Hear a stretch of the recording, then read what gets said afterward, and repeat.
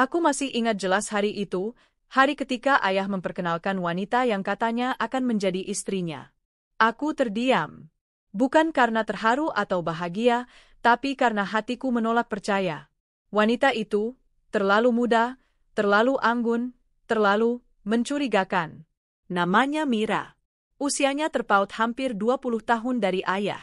Kulitnya putih mulus, matanya tajam, dan senyumnya selalu terlukis manis, tapi dingin. Terlalu manis untuk wanita yang katanya baru saja jatuh cinta pada pria setua ayahku karena ketulusan hatinya. Aku mencoba tersenyum di hari pernikahan mereka, walau hatiku penuh tanda tanya. Aku tidak ingin menyakiti hati ayah. Sejak ibuku meninggal 5 tahun lalu, ayah memang terlihat kesepian. Mungkin aku terlalu sibuk dengan perusahaan warisan ibuku hingga lupa menemaninya. Tapi tetap saja, wanita ini terasa seperti teka-teki yang tak menyenangkan. Aku, Alena, adalah satu-satunya anak ayah dan ibu. Ibuku seorang pengusaha wanita yang tangguh, membangun perusahaan kosmetik dari nol hingga berkembang pesat di bawah naungan PT Nusa Ayo. Sepeninggalnya, aku mengambil alih kendali. Dan kini, aku menjadi direktur utama di usia 32 tahun. Hidupku terlihat sempurna, berpendidikan, mapan, punya nama baik, dan menikah dengan pria yang dulu kuanggap cinta sejati, Arman. Namun, semua berubah.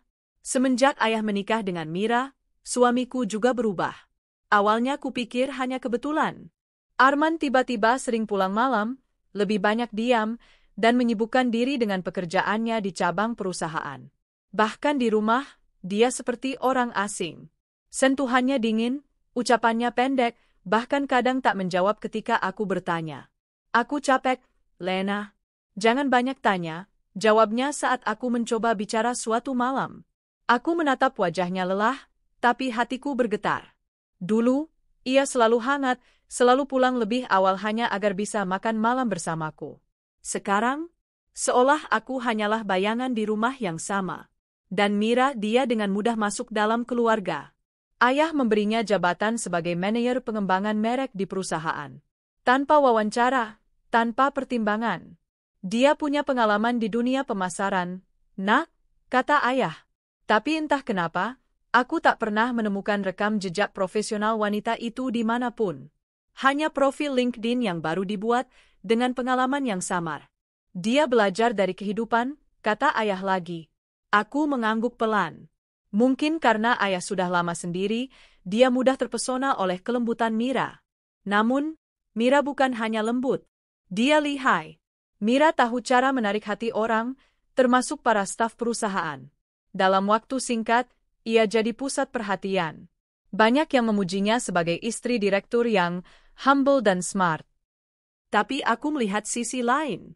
Mata tajamnya sering menyapu ruangan seolah sedang menilai setiap orang, termasuk aku. Bahkan, beberapa kali aku memergokinya melirik Arman dari sudut ruangan. Lirikan yang terlalu dalam untuk sekadar sopan santun. Suatu malam, aku duduk di ruang kerja rumah sambil memandangi laporan keuangan. Suasana rumah sangat sepi. Tiba-tiba ponselku bergetar. Arman. Pesannya singkat. Aku lembur. Jangan tunggu. Aku membalas, di kantor mana? Tak ada balasan. Aku mencoba menelepon. Tak diangkat. Keesokan paginya, aku bertemu Mira di ruang makan. Dia memakai gaun tidur satin berwarna biru tua, terlalu mewah untuk sekadar sarapan. Arman belum pulang, tanyanya ringan, seperti berbicara tentang cuaca. Aku terkejut. Maksudmu kamu tahu dia lembur? Dia tertawa pelan. Kita kan semua satu perusahaan, Alena. Kadang dia konsultasi tentang produk kebagian saya. Aku mengangguk pelan, walau hatiku terasa mencelos. Entah kenapa kalimatnya terasa seperti sindiran. Arman seharusnya tak punya urusan dengan bagian pengembangan merek. Tugasnya mengurus cabang distribusi, bukan produk inti. Lalu kenapa? Hari-hari berlalu dengan keanehan demi keanehan. Arman makin menjauh. Bahkan malam-malam kami di ranjang pun terasa seperti formalitas. Ia tak lagi memelukku seperti dulu. Ketika aku mencoba mendekat, dia pura-pura tidur. Aku mengadu pada sahabatku, Rena, yang juga menjadi kepala keuangan di perusahaanku. Kau curiga dia selingkuh? Tanyanya serius. Aku tak mau berpikir sejauh itu, tapi semuanya terasa berbeda, Ren. Terlalu aneh. Dan, Mira. Entah kenapa aku merasa dia biang keroknya. Rena menatapku, lalu berkata pelan. Kau tahu kan, kadang perempuan yang terlalu cantik dan terlalu baik di depan laki-laki, punya maksud lain. Aku diam. Tidak ingin menyimpulkan apapun. Tapi kecurigaan di hatiku tumbuh liar. Malam itu, aku pulang lebih cepat dari biasanya. Arman bilang ia sedang di kantor pusat, menyelesaikan laporan distribusi akhir kuartal. Tapi mobilnya tak ada di garasi kantor. Aku menelepon sekretarisnya, jawabannya membuat dadaku berdegup kencang. Pak Arman tadi siang sudah pulang, Bu. Katanya ada urusan pribadi. Urusan pribadi? Aku memutuskan meminta bantuan sopir lamaku, Pak Hadi, yang sangat setia pada keluarga. Dengan hati-hati, aku memintanya mengikuti gerak-gerik Mira dan Arman mulai besok. Dan benar saja. 3 hari kemudian, Pak Hadi memberiku kabar. Mereka bertemu di kafe belakang kantor cabang, Bu. Duduk berdua, berbisik-bisik. Seperti orang pacaran, maaf. Aku terpaku. Tangan gemetar.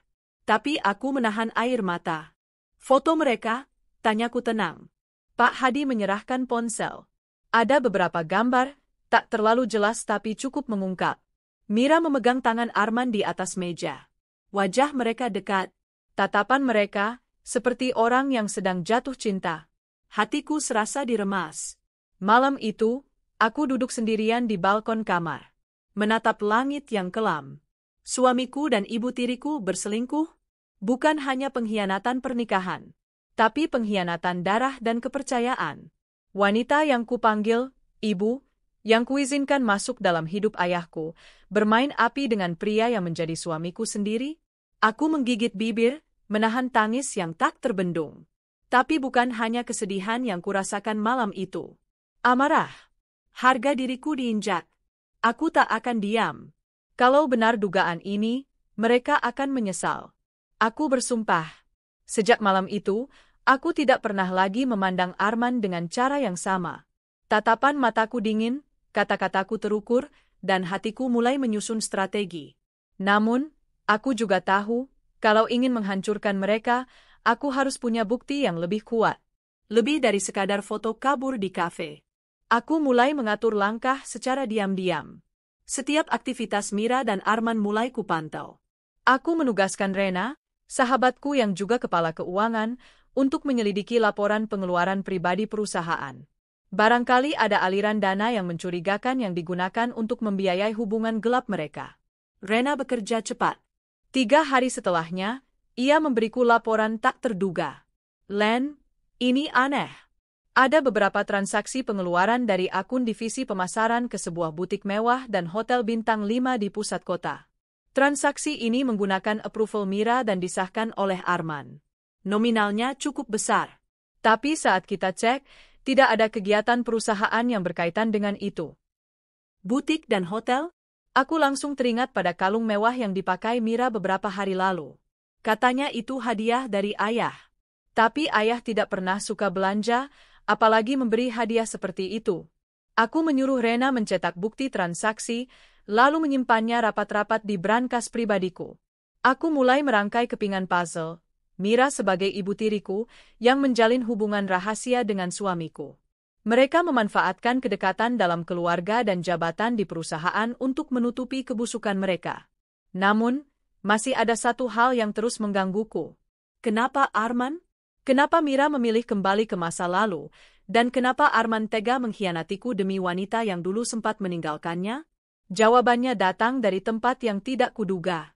Suatu malam, saat aku berjalan melewati ruang kerja ayah di rumah, aku mendengar suara Mira yang sedikit tinggi. Pintu tertutup rapat, tapi volume suaranya cukup terdengar samar. Aku sudah capek berpura-pura jadi istri yang baik.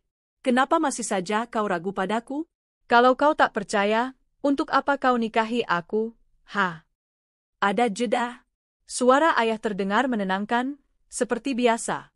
Sudahlah, Mira. Aku hanya ingin kau benar-benar mencintaiku, bukan karena yang lain. Aku menahan napas. Hatiku mencelos. Jadi, bahkan ayah pun mulai merasakan ketidakberesan? Malam itu, aku masuk ke kamarku dengan kepala penuh. Aku harus tahu semuanya. Aku tidak bisa hidup dalam ketidakpastian.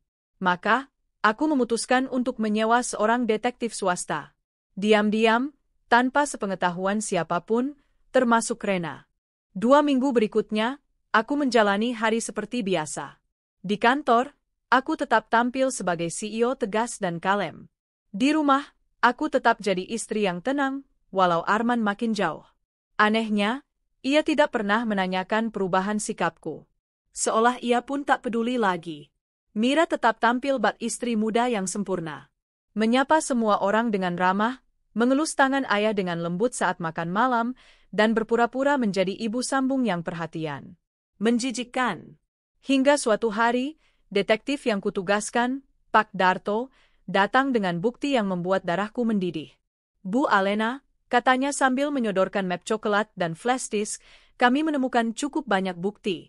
Mereka tidak hanya menjalin hubungan, mereka juga sudah menyewa apartemen rahasia di kawasan elit.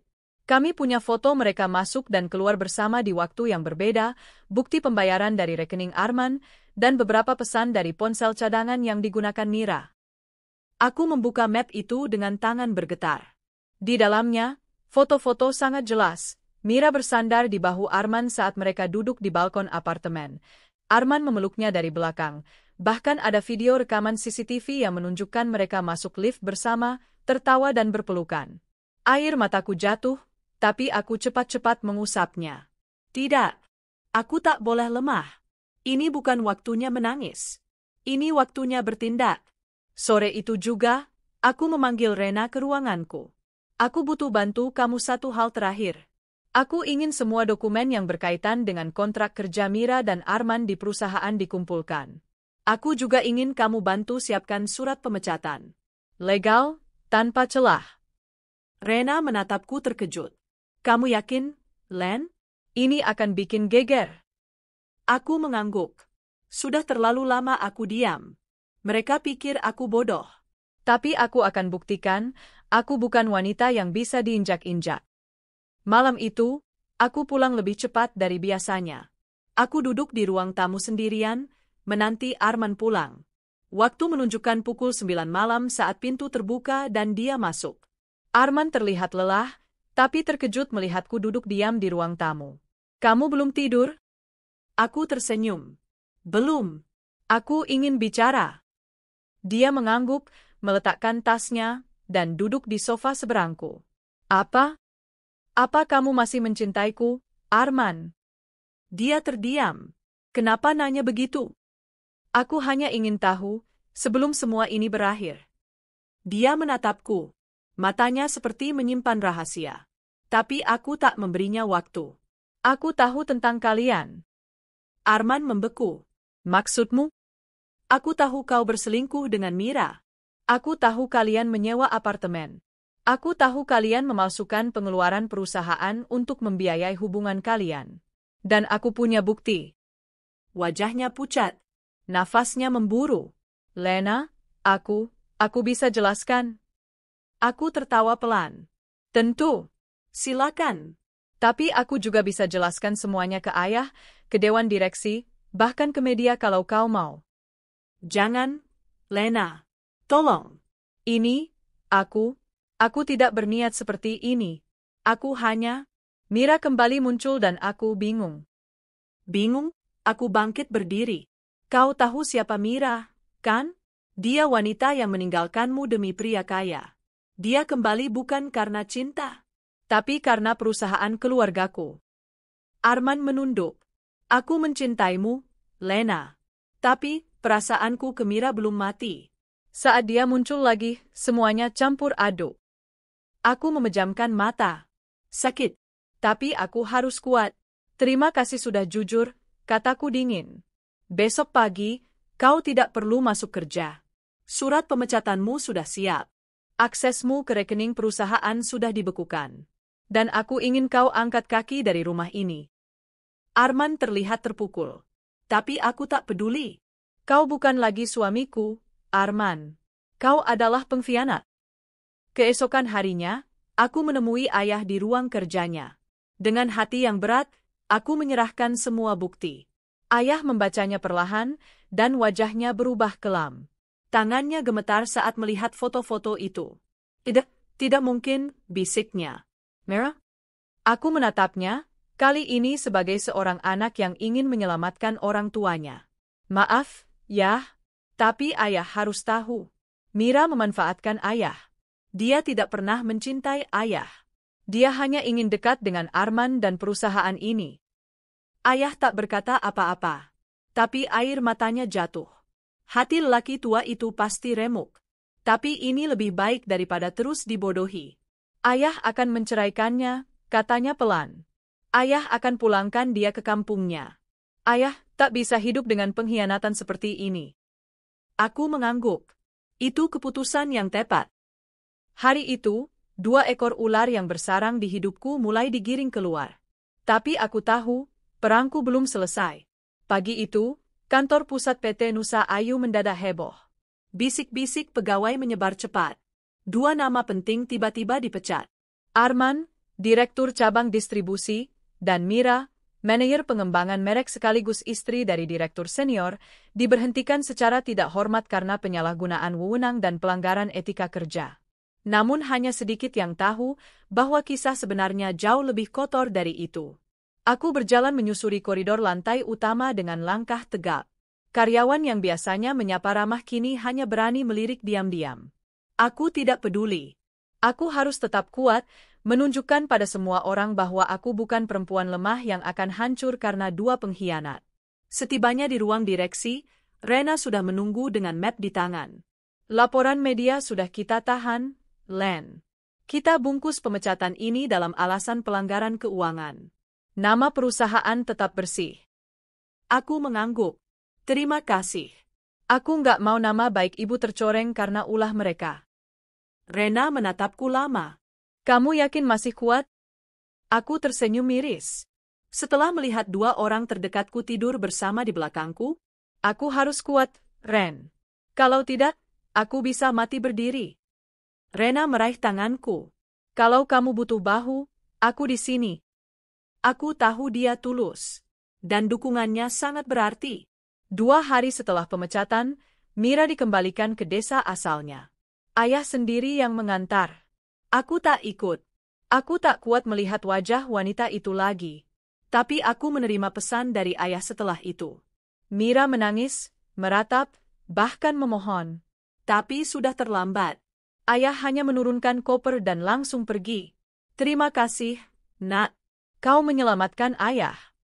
Aku menggenggam ponselku erat. Rasanya sedikit lega, tapi belum cukup. Aku masih ingin melihat mereka benar-benar jatuh, bukan sekadar tersingkir dari lingkaran kami. Aku ingin Mira benar-benar merasakan hidup yang dulu pernah ia tinggalkan, miskin, sepi, dan tidak berarti. Dan Arman, aku ingin dia kehilangan segalanya, termasuk kehormatannya. Karena ternyata, Arman tidak hanya menghancurkan pernikahan kami. Ia juga menyalahgunakan kekuasaan di cabang perusahaan. Setelah pemecatan, aku perintahkan tim audit untuk membuka semua transaksi yang pernah ditandatangani Arman. Hasilnya membuatku muak. Bonus fiktif, gaji staf palsu, pengadaan barang tanpa proses yang benar. Dan semuanya mengalir ke satu rekening atas nama sepupu jauh Mira, yang ternyata hanya nama samaran untuk menyembunyikan hubungan. Aku menarik napas panjang. Ini bukan sekadar pengkhianatan pribadi. Ini kriminal. Hari itu juga, aku panggil pengacara keluarga, laporkan Arman ke pihak berwajib.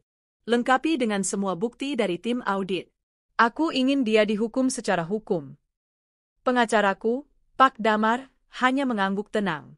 Kalau ini yang ibu inginkan, kami akan siapkan berkas dan melaporkan ke kepolisian minggu ini. Aku memejamkan mata. Hatiku masih sakit, tapi ada sedikit kelegaan. Setidaknya, keadilan akan ditegakkan. Namun sebelum kasus ini naik, Arman mendatangiku. Dia berdiri di luar gerbang rumah, mengenakan kemeja lusuh dan celana jeans lama. Wajahnya tirus. Tak ada lagi kesombongan di matanya. Aku tidak berniat menemuinya. Tapi suara teriakannya membuat para satpam gelisah, dan akhirnya aku keluar. Lena, tolong, izinkan aku bicara, katanya dari balik gerbang. Aku berdiri di teras. Jarak kami sekitar 10 meter, tapi rasanya seperti dua dunia yang berbeda. Apalagi, Arman? Mau minta maaf? Atau pura-pura menyesal? Lena, aku kehilangan semuanya. Mira pergi, pekerjaan hilang. Aku nggak punya siapa-siapa lagi. Aku tertawa kering. Kau pikir aku akan iba? Setelah kau mengkhianatiku? Setelah kau menyalahgunakan uang perusahaan? Kau pikir aku akan terima kau kembali seperti sebelum-sebelumnya? Dia menunduk. Aku hanya ingin bilang, Mira tak pernah mencintaiku. Dia hanya ingin hartamu. Baru sadar sekarang? Dia kabur. Setelah tahu aku dipecat, dia tinggalkan aku begitu saja. Aku bodoh. Aku melipat tangan di dada. Benar, kau memang bodoh. Tapi lebih dari itu, kau adalah pecundang. Dan pecundang harus menerima konsekuensinya. Matanya melebar. Apa maksudmu? Aku sudah melaporkan semua kecuranganmu ke polisi. Dalam hitungan hari, kau akan menerima surat panggilan. Arman membatu. Wajahnya memucat.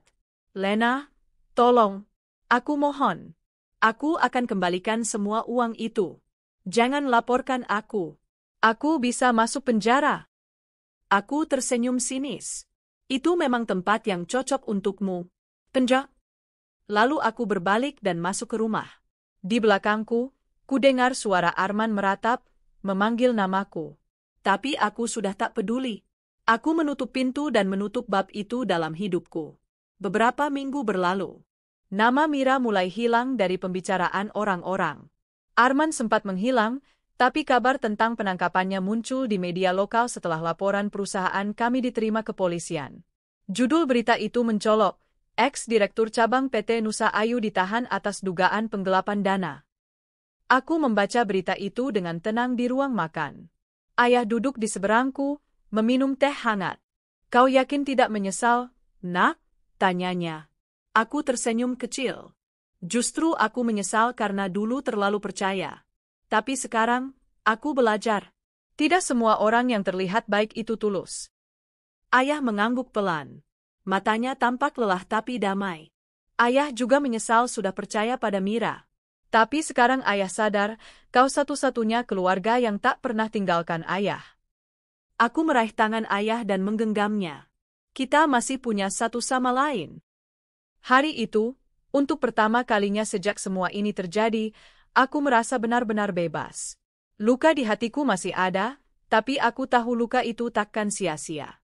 Dari pengkhianatan ini, aku belajar 3 hal penting. Pertama, tidak semua yang mencintaimu di masa lalu layak hadir kembali di masa kini. Kedua, keluarga bisa dibutakan oleh cinta, dan kadang anaklah yang harus menyadarkan mereka. Ketiga, tidak semua air mata harus ditumpahkan. Ada air mata yang lebih baik berubah menjadi senjata. Dan aku memilih menjadi senjata. Karena takkan kubiarkan mereka bahagia setelah menginjak harga diriku. Hidup mulai tenang. Di permukaan, semuanya tampak kembali seperti semula. Perusahaan berjalan stabil. Ayah kembali aktif sebagai penasihat dewan. Dan aku mulai bisa tersenyum lagi. Tapi jauh di dalam hati, ada kepuasan gelap yang terus kubelai. Kepuasan melihat mereka hancur oleh perbuatan mereka sendiri. Setelah kasus Arman masuk ke pengadilan, berita demi berita mulai bermunculan. Wartawan mulai mengorek-ngorek masa lalunya. Mereka menggali tentang masa lalunya dengan Mira, pengkhianatan mereka terhadapku, serta jejak-jejak finansial yang ia salahgunakan. Semua ditelanjangi di media. Dan ternyata, Mira tidak tinggal diam. Dia muncul dalam sebuah wawancara online dari rumah Reyot di desa terpencil, duduk di bangku kayu dengan rambut kusut dan wajah tanpa riasan. Jauh dari sosok elegan yang dulu selalu tampil anggun di acara keluarga dan kantor. Aku menyesal. Aku cuma wanita yang haus kasih sayang. Aku pikir Arman adalah cinta lamaku yang patut diperjuangkan, ternyata aku salah besar. Wartawan bertanya, benarkah Anda dan Arman pernah menjalin hubungan gelap saat masih menjadi istri dari ayah CEO PT Nusa Ayu? Dia menunduk, kemudian menjawab pelan, ya, Itu kesalahan terbesar dalam hidupku. Aku menonton video itu sambil memeluk segelas teh hangat. Rasanya seperti melihat musuh yang dulu berdiri di menara tinggi, kini jatuh tertelungkup di lumpur. Lucunya, kolom komentar justru penuh dengan cacian dari masyarakat. Dasar perebut suami orang. Karma itu nyata. Tinggal di desa miskin cocok buat perempuan pengkhianat. Dan aku tidak memberi komentar apapun. Biarlah dunia menilai mereka sendiri. Namun rasa puas itu belum bertahan lama. Suatu hari, aku mendapat surat dari pengacara Arman. Mereka meminta keringanan hukuman dan kesediaanku berdamai agar kasusnya tak diperpanjang ke ranah pidana. Lucunya, mereka menyebut alasan Arman mengalami tekanan psikologis berat, trauma, dan risiko depresi akut di penjara. Aku membaca surat itu di ruang kerja, lalu tertawa dingin. Depresi? Bagaimana dengan hatiku yang dulu hancur berkeping-keping saat tahu suamiku tidur dengan ibu tiriku? Bagaimana dengan air mata ayahku saat tahu istrinya adalah pembohong? Kupanggil Pak Damar, pengacaraku, dan kukatakan satu hal, teruskan. Jangan beri celah. Dia harus dihukum. Namun dari semua pembalasan itu, satu hal membuatku terdiam. Ayahku, yang kini sendirian, terlihat sering termenung. Sesekali aku menemukan beliau duduk di teras belakang menatap langit sore, diam tanpa suara.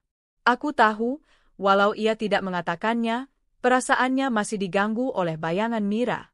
Suatu malam, aku menyusulnya ke teras. Aku duduk di sampingnya tanpa bicara. Cukup lama kami hanya ditemani suara jangkrik. Kemudian ayah berkata, "Lena." Ayah merasa bersalah. Aku menoleh pelan. Karena Mira? Iya, ayah membawanya ke dalam hidup kita, tanpa tahu siapa dia sebenarnya.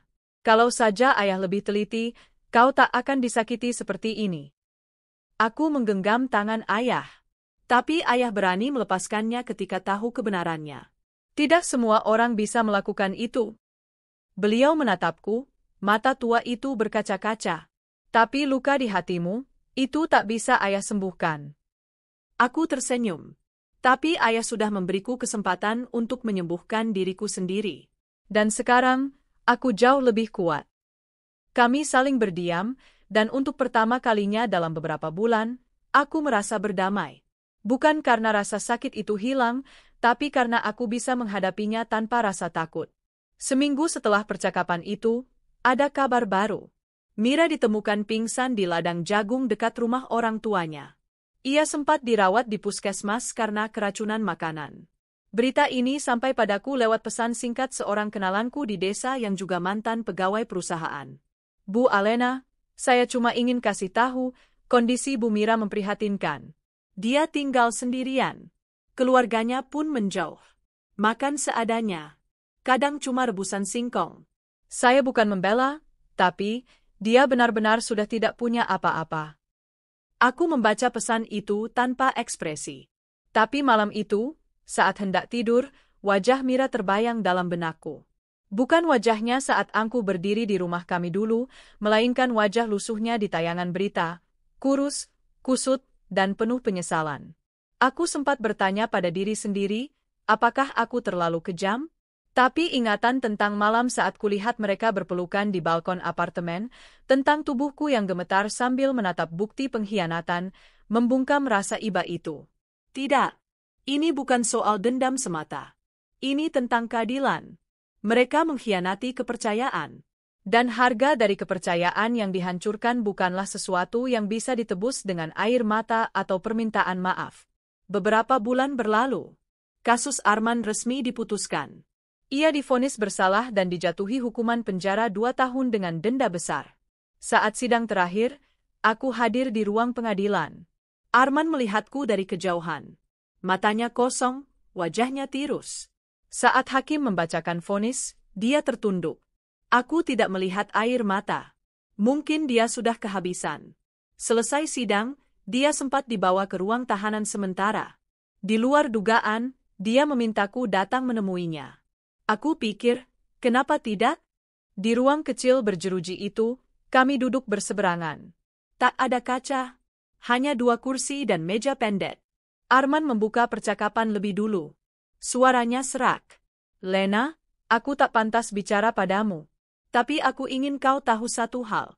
Aku diam, menatapnya tanpa emosi. Aku kehilangan semuanya, dan aku pantas mendapatkannya. Tapi satu hal yang tak bisa kuampuni dari diriku sendiri adalah kehilanganmu. Mataku sempat berkaca.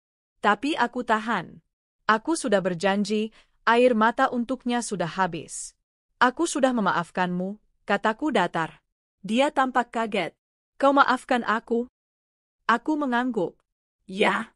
Karena aku butuh kedamaian, bukan karena kau pantas mendapatkannya. Dia menunduk. Lalu aku berdiri. Tapi memaafkan bukan berarti aku lupa. Dan bukan berarti aku ingin kau kembali. Aku meninggalkan ruang itu tanpa menoleh lagi. Kehidupan mulai kembali stabil. Namun kali ini, dengan pelajaran berharga.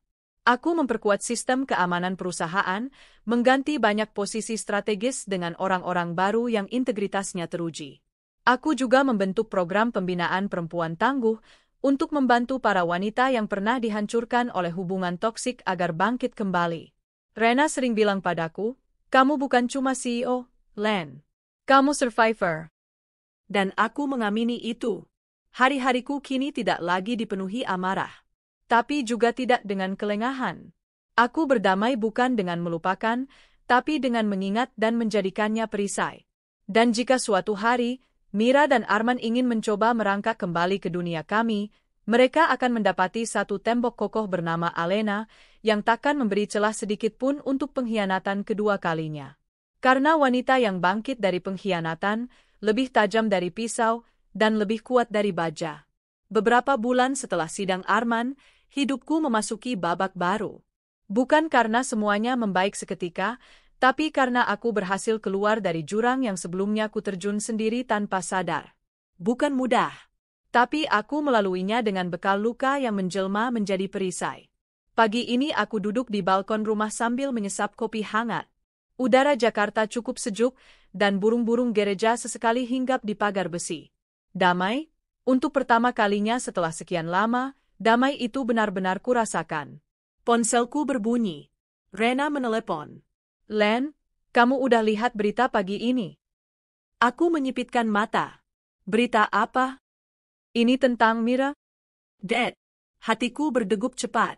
Kenapa lagi dengan dia? Dia masuk rumah sakit jiwa di daerahnya. Katanya, sejak keracunan waktu itu, dia makin tidak stabil. Suka bicara sendiri, jalan tanpa arah, dan warga desa mulai takut. Akhirnya keluarga yang dulu sempat menolaknya, terpaksa membawa ke RSC. Ada fotonya juga, dia kurus kering, matanya kosong. Aku terdiam. Lama. Len? Iya, aku dengar.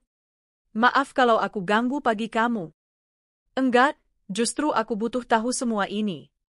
Setelah menutup telepon, aku membuka berita di internet. Benar. Di sana, terpampang foto Mira yang tak lagi mirip dengan dirinya yang dulu. Rambutnya gimbal, tubuhnya tinggal tulang, dan tatapannya seperti menembus ruang dan waktu tanpa sadar dunia sekelilingnya. Beberapa warga desa diwawancarai, mereka mengatakan Mira sering berteriak-teriak memanggil nama Arman di tengah malam, atau menyebut namaku sambil menangis. Lena, maafkan aku, jangan ambil Arman dariku. Aku menutup laptop. Dadaku sesak, tapi bukan karena iba. Lebih karena tak percaya bahwa perempuan yang dulu membuatku nyaris kehilangan akal, kini hancur sepenuhnya. Bukan karena tanganku, tapi karena perbuatannya sendiri. Karma memang tidak pernah salah alamat. Hari-hariku kini kuhabiskan memperluas program sosial, Perempuan Bangkit, yang kudirikan pasca krisis pernikahanku. Program itu awalnya hanya berupa forum diskusi online, kini berkembang menjadi komunitas dengan pendampingan hukum, psikologi, dan pelatihan keterampilan. Beberapa korban KDRT, penipuan dalam hubungan, bahkan wanita yang dikhianati dalam pernikahan, datang padaku dengan wajah penuh harapan. Salah satu yang paling membuatku terenyuh adalah Ayu, perempuan 32 tahun yang ditinggal suaminya kabur dengan sahabatnya sendiri. Ia datang padaku sambil membawa 2 anak kecil, dan bertanya, "Bu, saya cuma mau bisa berdiri lagi. Saya nggak mau dendam, saya cuma pengen bisa hidup tanpa dihina." Aku memeluknya saat itu juga. Karena aku tahu persis rasanya menjadi wanita yang ditinggal bukan karena kekurangan, tapi karena dikhianati. Program ini membuatku merasa berguna. Luka yang dulu kurasa tak akan pernah sembuh, ternyata memberiku jalan untuk menyembuhkan orang lain. Di sisi lain, Arman masih menjalani hukumannya. Dari info yang kudapat, ia menjadi tahanan yang cukup tertutup, jarang bersosialisasi.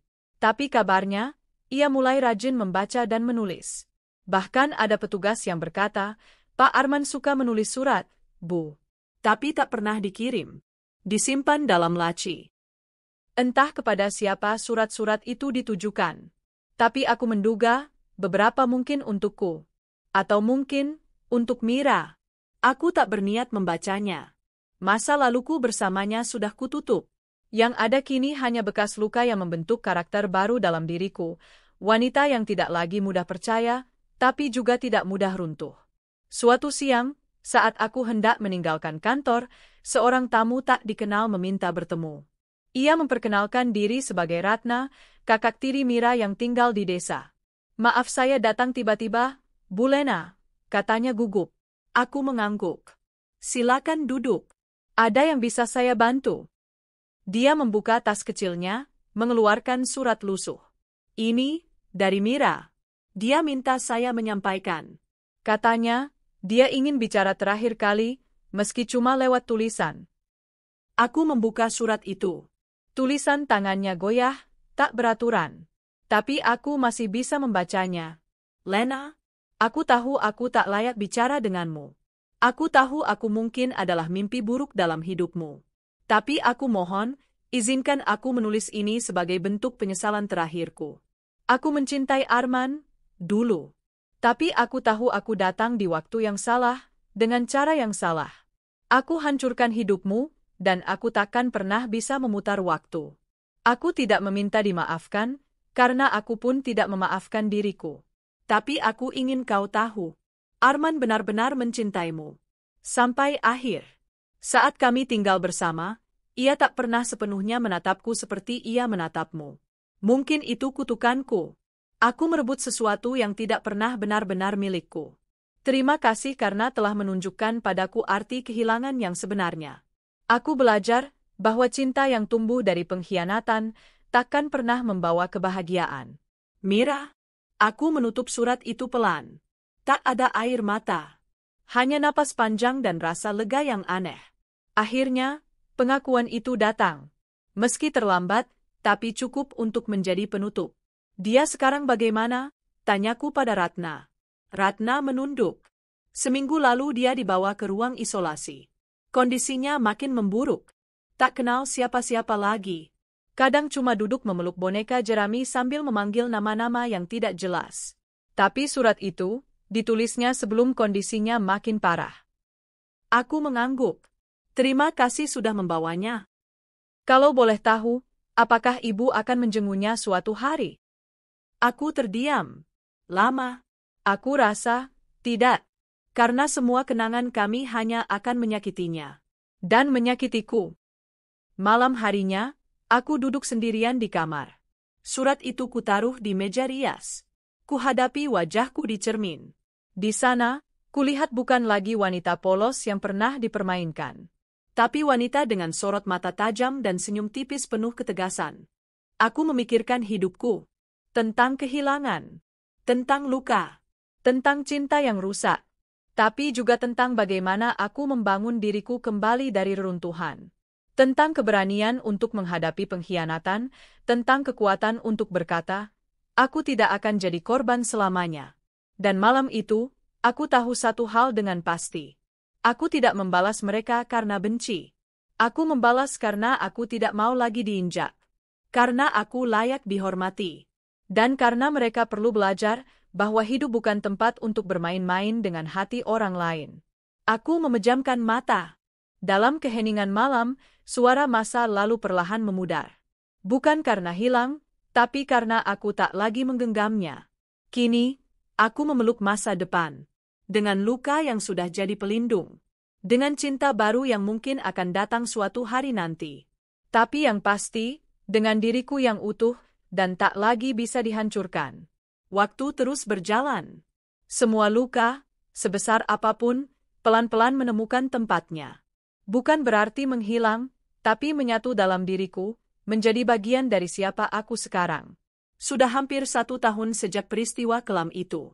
Sejak Mira dikembalikan ke desa, sejak Arman masuk penjara, sejak aku memutuskan berdiri sendiri. Dan aku masih sendiri, tapi bukan kesepian. Aku menemukan ketenangan dalam kesibukan. Kantor berjalan baik. Perempuan Bangkit bahkan mendapat penghargaan dari kementerian sebagai salah satu komunitas pemberdayaan perempuan terbaik. Dalam acara penganugerahan itu, aku diminta naik ke atas panggung untuk memberikan sepatah dua patah kata. Saat berdiri di depan ratusan orang dan menatap wajah-wajah penuh harapan, aku menarik napas dalam-dalam, lalu berkata, "Saya pernah mengalami titik terendah dalam hidup. Dikhianati oleh orang yang saya cintai, dibohongi oleh orang yang saya hormati. Tapi saya tidak memilih untuk hancur. Saya memilih untuk bangkit. Karena saya tahu, saya berharga. Dan setiap dari kita yang pernah disakiti, pantas mendapatkan keadilan, bukan hanya dari orang lain, tapi dari diri sendiri." Tepuk tangan bergemuruh. Tapi lebih dari itu, ada satu hal yang membuat dadaku hangat. Senyum dari para perempuan di barisan depan yang matanya berkaca-kaca. Mereka mengangguk, seakan berkata, "Kami tahu rasa itu. Kami pernah ada di sana. Dan kami bangga padamu." Malam harinya, saat aku pulang ke rumah, ayahku menungguku di ruang tamu. Ia tersenyum. "Putri ayah sekarang makin bersinar." Aku tertawa kecil. "Ah, ayah ini." Kami mengobrol santai, dan untuk pertama kalinya setelah sekian lama, tak ada bayang-bayang Mira dalam pembicaraan kami. Ayah tampak jauh lebih tenang, jauh lebih damai. "Lena," katanya kemudian, "ayah ingin bicara serius." Aku menatapnya. "Tentang apa, ya?" "Ayah tahu, kamu belum siap membuka hati lagi. Tapi ayah hanya ingin bilang, jangan takut untuk bahagia." Aku mengerutkan kening. "Ayah lihat kamu terlalu kuat, kadang sampai menutup rapat semua kemungkinan untuk disayangi lagi. Padahal, kamu masih muda, cantik, sukses. Kamu berhak mencintai dan dicintai." Aku tersenyum, getir. "Cinta sudah terlalu menakutkan buatku, ya. Tapi cinta juga yang membuatmu bertahan. Kamu menyayangi dirimu. Kamu menyayangi orang-orang di sekitarmu. Itu juga cinta." Aku terdiam.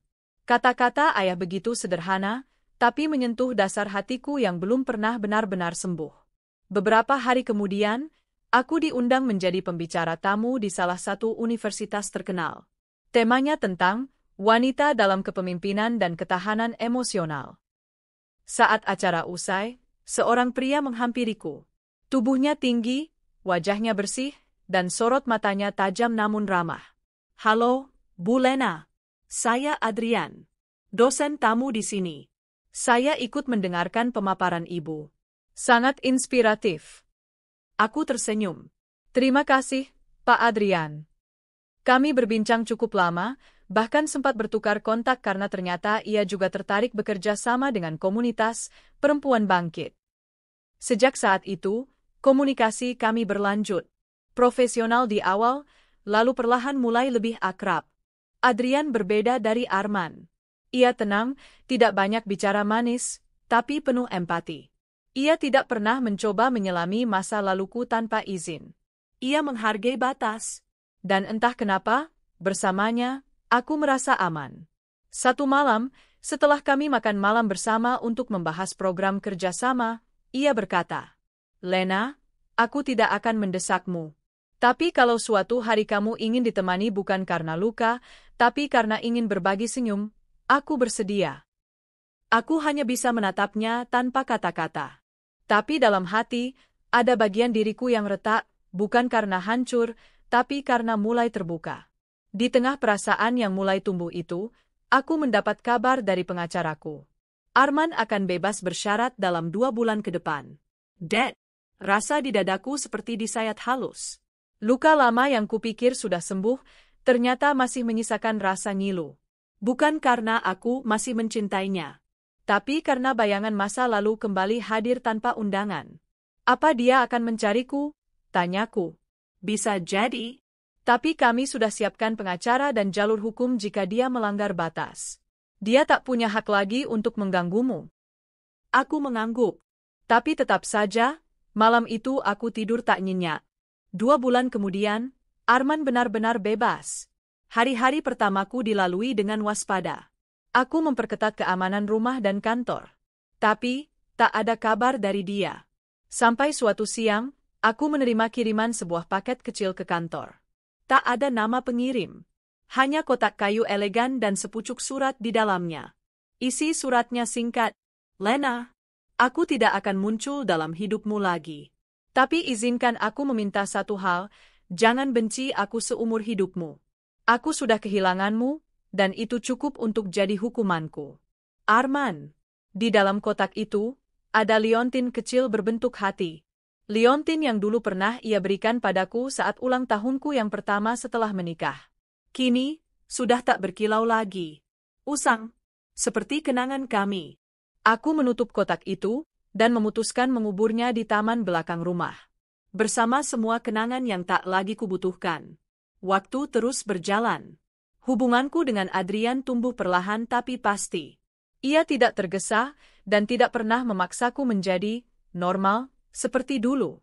Ia mencintaiku dengan penuh kesabaran, dengan menghormati bekas-bekas luka dalam hatiku. Suatu sore, kami duduk berdua di taman komunitas yang baru saja diresmikan. Ia menggenggam tanganku dan berkata, "Lena, kalau suatu hari kamu siap, aku ingin menjadi rumah yang kamu pilih untuk pulang." Aku tersenyum, air mataku jatuh pelan. Tapi kali ini bukan karena sakit, melainkan karena harapan.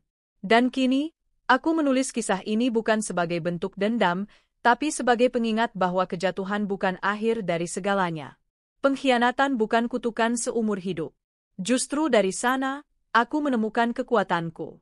Mira telah kembali ke keluarganya di desa, tak lagi dikenal sebagai siapa-siapa.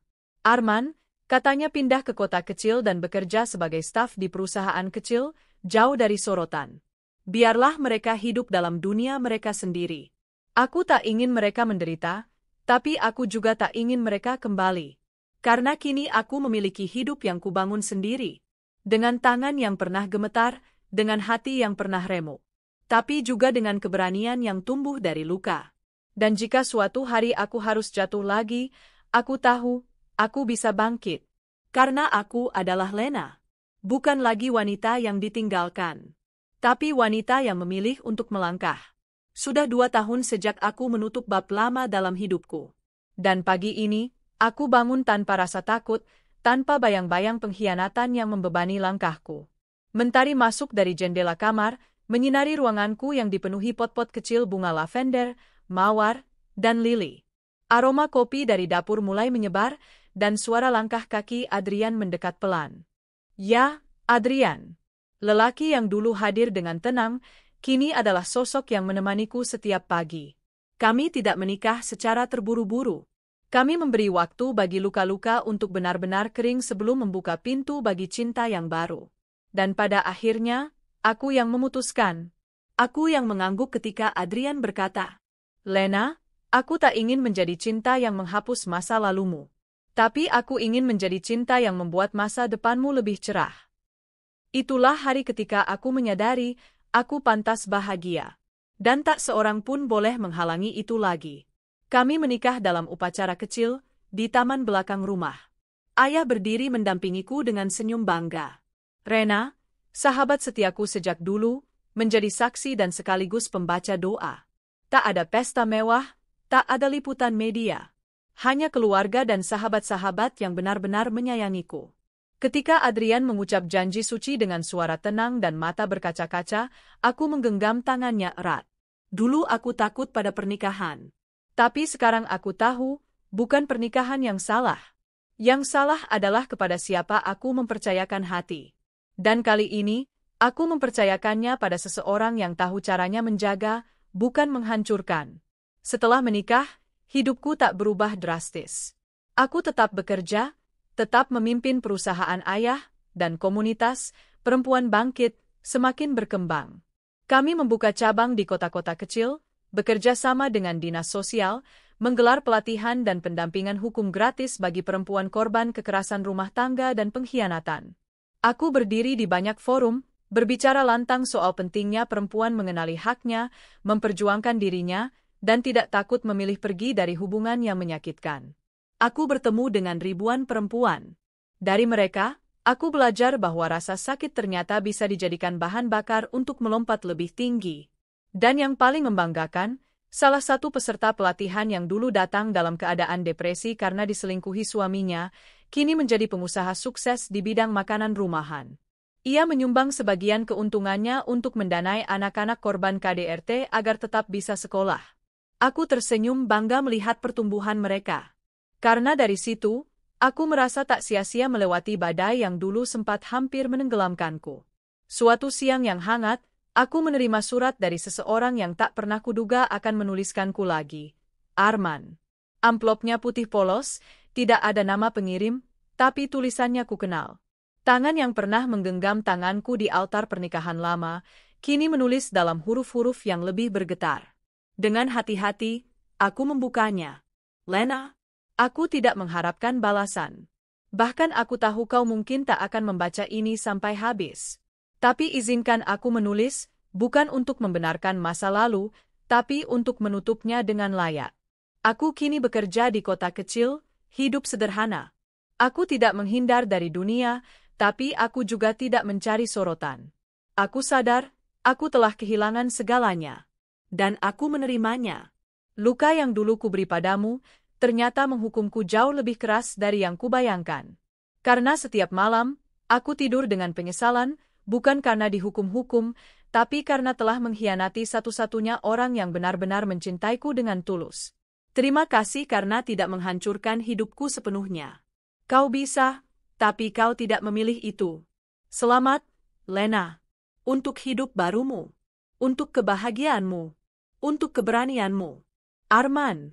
Aku menutup surat itu perlahan. Aku tidak marah. Aku tidak sedih. Aku juga tidak iba. Aku, netral. Mungkin itulah tandanya bahwa lukaku benar-benar telah sembuh.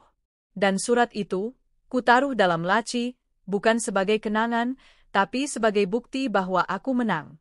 Sore itu, aku berjalan-jalan bersama Adrian di taman kecil di dekat rumah. Kami melihat anak-anak berlarian, balita mengejar gelembung sabun, dan seorang ibu menyuapi anaknya dengan penuh kasih. Adrian, kataku sambil menoleh padanya, kamu percaya setiap orang bisa mendapatkan kesempatan kedua dalam hidup? Ia menatapku, lalu mengangguk pelan. Aku percaya. Tapi tidak semua orang berani mengambilnya. Kamu salah satu yang berani. Aku mengangguk. Lalu, entah dari mana datangnya keberanian itu, aku menggenggam tangannya dan berkata, aku ingin jadi ibu. Matanya membesar, lalu tersenyum penuh haru. Benarkah? Aku mengangguk pelan. Ya. Aku pikir, sudah waktunya mengisi rumah ini bukan hanya dengan cinta kita, tapi juga dengan tawa seorang anak. Malam itu, kami merayakannya dengan tenang. Tanpa pesta, tanpa kembang api. Hanya dua hati yang memutuskan untuk membuka lembaran baru, dengan cinta yang tumbuh dari rasa hormat, bukan nafsu sesaat. Beberapa bulan kemudian, aku resmi mengadopsi seorang bayi perempuan yang kutemui saat kunjungan ke panti asuhan. Namanya Alia. Matanya bulat, pipinya tembam, dan tangisnya nyaring seperti ingin menegaskan bahwa ia akan jadi perempuan kuat suatu hari nanti. Saat pertama kali ku gendong, ia memegang jariku erat, seakan berkata, jangan tinggalkan aku. Dan aku pun berbisik, aku janji, kamu akan tumbuh dengan cinta. Kamu akan jadi perempuan yang tahu nilainya. Dan kamu akan belajar, bahwa hidup ini mungkin tidak adil, tapi kamu bisa berdiri, bahkan dari yang paling rendah sekalipun. Adrian berdiri di sampingku, memeluk kami berdua. Dan untuk pertama kalinya dalam hidupku, aku merasa utuh.